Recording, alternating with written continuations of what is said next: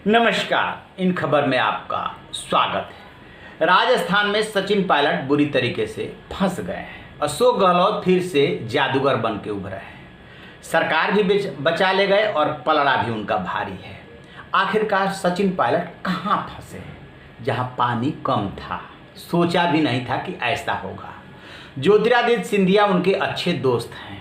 दोनों दोस्तों ने मिल करके प्लानिंग की थी, लेकिन ज्योतिरादित्य सिंधिया की जो बुआ है वसुंधरा राजे, उन्होंने उसमें टांग अड़ा दी। अब अशोक गहलोत और वसुंधरा राजे का क्या समीकरण हो सकता है? बहुत बड़ा समीकरण है, क्योंकि वसुंधरा राजे राजस्थान में अपना पैरेलल चलाती हैं, पार्टी की नहीं सुनती हैं।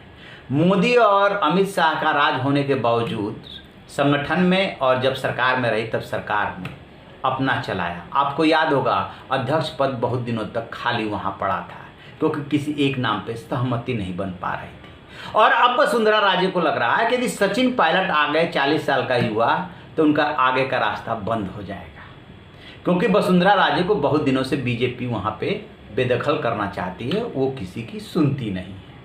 तो जो ज्योतिरादित्य सिंधिया हैं, सचिन पायलट के सबसे बड़े दोस्त और उनके रणनीतिकार सलाहकार, उन्हीं की बुआ ने सचिन पायलट को डुबो दिया। एक तरफ से तो वो यहाँ पे मारे गए, और दूसरी तरफ से क्या हुआ ये है कि बीजेपी ने जो गणित बनाया था वो ये एंटिसिपेट नहीं कर पाई कि वसुंधरा राजे इस हद तक जा सकती है। और ये राज कौन खोला है? तो राष्ट्रीय लोकतांत्रिक दल के प्रमुख हैं और बीजेपी के सहयोगी हैं हनुमान बेनीवाल। उन्होंने बाकायदा इसको लेकर के ट्वीट किया है कि नागौर और सीकर के एक एक जाट विधायक को तो वो जानते हैं जिसका कि उनके पास प्रमाण है। वसुंधरा राजे ने उनको फ़ोन किया कि सचिन पायलट से दूर रहो, अशोक गहलोत की मदद करो। स्वाभाविक सी बात है कि वसुंधरा राजे के राजस्थान में पकड़ है और कांग्रेस में भी जो विधायक है उनके जानने वाले बहुत सारे हैं, इसलिए वो अशोक गहलोत की मदद कर रही हैं। तो यानी कि सचिन पायलट उनके एक तरह से अब राजनीतिक दुश्मन हो गए, और जो राजनीतिक दुश्मन अभी तक थे अशोक गहलोत, वो उनके दोस्त हो गए। दूसरी तरफ अब कहाँ फंसे हुए सचिन पायलट नजर आ रहे हैं कि वो ये उम्मीद नहीं किए थे कि उनका 19 विधायकों तक ही समीकरण रुक जाएगा अपने समेत। उनका अंदाजा 30 के आसपास था, लेकिन कहते हैं ना कि सत्ता के साथ जो है ज़्यादातर लोग चले जाते हैं।